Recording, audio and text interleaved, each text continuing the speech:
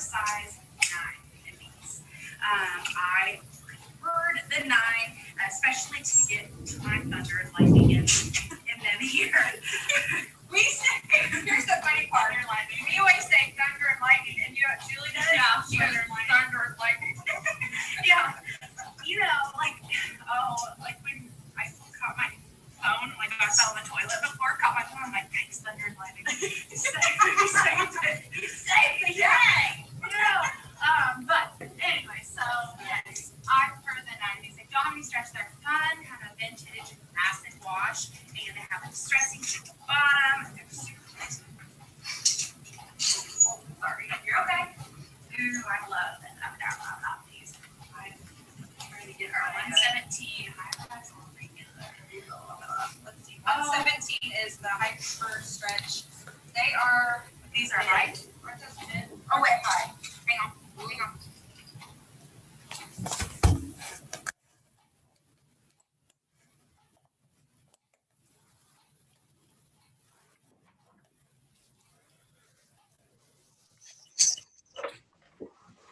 All right, can you hear me okay? Yes, ma'am. All right, and you're Alex Cullumber, is that correct? Yes. Okay, this is case 2020 CR 76. Mr. Cullumber, I first want to address with you, there's also, along with these criminal charges, there's also a motion to revoke bond that is pending. Because you were out on bond and had issues with prior or following your bonding, the county attorney's office has filed a motion to revoke your bond, which is a no bond. So that will also be addressed when I start setting the hearing dates. I'll also set it for hearing on that motion. So this new case that's been filed has 4 counts, and I'm showing that you were served a copy of the complaint when you were served the warrant. Is that correct? Yes, ma'am. Okay. Have you read through those? Briefly, yes. Okay, so I'm going to read them to you today. We're going to go through what the fines and penalties are with each of those counts. I'm also going to go through your rights with you. I'm going to make certain that you've been processed, and then we're going to talk about court-appointed counsel also. So count 1 states that on or about November 22nd, 2020, the above named defendant within Norton County in the state of Kansas did contrary to the statutes of the state of Kansas intentionally obtain control over stolen property, a firearm worth less than $25,000, knowing the property to have been stolen by another. This is charged as possession of stolen property of a firearm. It's in violation of Kansas Statute 21-5801, subsection A4B7, and it's a level 9 non-person felony. Count 2 states that on or about November 22nd, 2020, the above named defendant within Norton County in the state of Kansas did contrary to the statutes of the state of Kansas, intentionally obtained control over stolen property, knowing that the property had been stolen by another with an unknown value. Again, this is charged as possession of stolen property. It's in violation of KSA 21-5801, subsection A4, and it's an unclassed felony.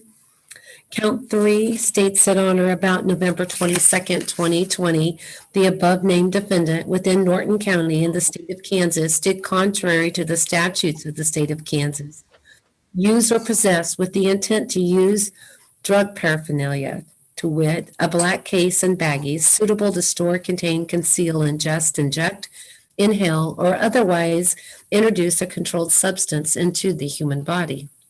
So this is in violation of KSA 21-5709B2. It's charged as possession of drug paraphernalia, and it's a Class B non-person misdemeanor. Count 4 states that on or about November 22nd, 2020, the above named defendant within Norton County in the state of Kansas did contrary to the statutes of the state of Kansas possess a hallucinogenic drug, to which THC. This is charged as unlawful possession of a hallucinogenic drug, first offense. It's in violation of KSA 21-5706 subsections B3, C3, capital letter A, and then it's a Class B non-person misdemeanor. So those are the 4 charges that are now pending. I want to review with you. First, counts 3 and 4 are both Class B non-person misdemeanors. If you would be convicted of that, the maximum fine that could be assessed by the court is $1,000. The maximum jail sentence is 6 months. We're going to talk about count 1. It's a level 9 non-person felony. I'm going to send down a copy of the sentencing grid that the state of Kansas uses. Across the top will be your criminal history. Down the side, on the right, left-hand side of that grid is the severity level. I will highlight the levels that we've addressed here today. So count 1 is a level 9 non-person felony. The minimum jail sentence on that is 5 months, with the maximum being 17 months. Part of that sentence falls within the presumptive probation range, and part of that, not sentence, but grid level falls within the possibility of incarceration, okay, or imprisonment. The maximum fine that could be assessed if convicted is $100,000. Count 2 is a unclassed felony, and with an unclassed felony, what the minimum could be is 5 months, maximum 13 months. And again, part of that line on the grid falls within presumptive probation. The other part falls within presumptive imprisonment.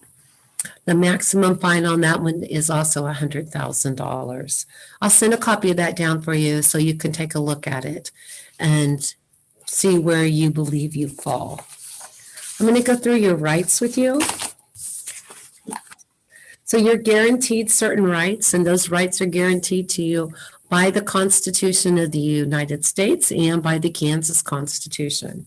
Those rights include that you're allowed to appear in open court and defend yourself against any charges that have been made. There can be no disposition in your case without you present before the court. You do have the right to have an attorney represent you throughout all the stages of the proceedings. And if you cannot afford an attorney, the court will appoint counsel to represent you. You do have the right to demand the nature and causes of the charges. Let me just stop right here and go back. Once we get done with your rights, we'll talk a little bit more in depth about counsel. All right. So if you also have the right to demand the nature and causes of the charges made against you. You do have the right to confront, cross-examine, and question under oath in open court any witnesses that the state has. You have the right to subpoena witnesses to appear and testify for you. You're not required to be a witness against yourself. You do have the right to remain silent or stand mute.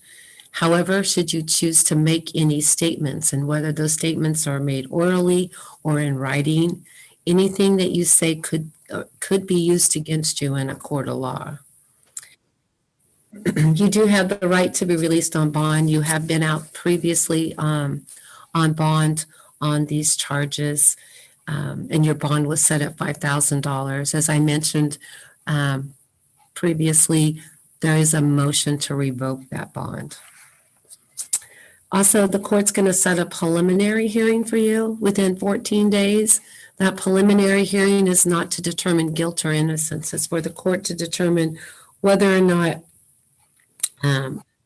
there has been a felony committed, and if there's probable cause to believe you are the one who committed that offense. If the court makes that probable cause finding, you're bound over to the district judge who has jurisdiction to try the case. So if you are bound over and required to stand trial, you do have the right to a speedy and public trial by a jury. And if you are convicted at that trial, you do have the right to appeal the decision of the court. Do you have any questions about these rights that I just advised you of? No, ma'am. Okay. So have you been fingerprinted on these offenses? I have not. Okay. So I'm going to have the sheriff's office do your processing. And again, I'll send down a copy of the grid for you.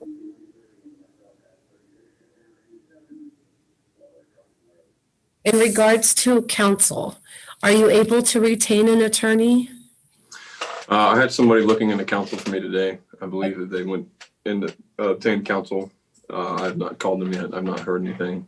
Okay. Okay. I will wait.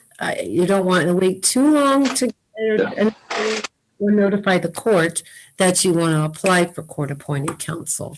I But believe I'll be, I'm sorry. go I ahead. believe I'll be seeking counsel through Kip Hayes out of Hayes. Okay. Yeah. Kip Okay. Johnson, somebody out of Hayes. Yeah. Okay. But Okay. I'll find that out after I leave here. Okay.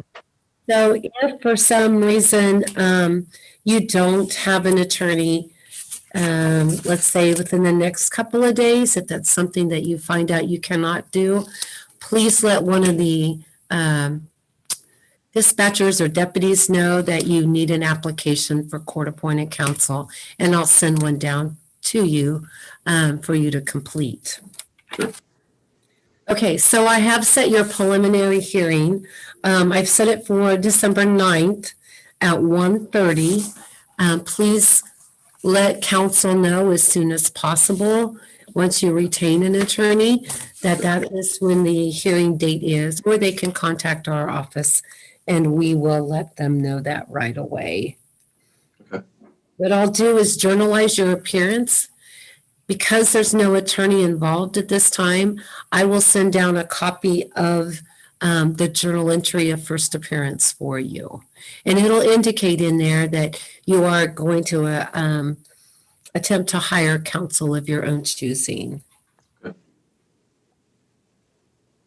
Okay, do you have any questions for me? No, ma'am. All right, so we will do your preliminary hearing and also do the motion that the state filed to revoke your bond. We'll do all of those on the same day, which is the 9th of December at 1:30. Okay. Okay, I don't have anything further. Unless you do, we will adjourn. No, ma'am. Okay, thank you.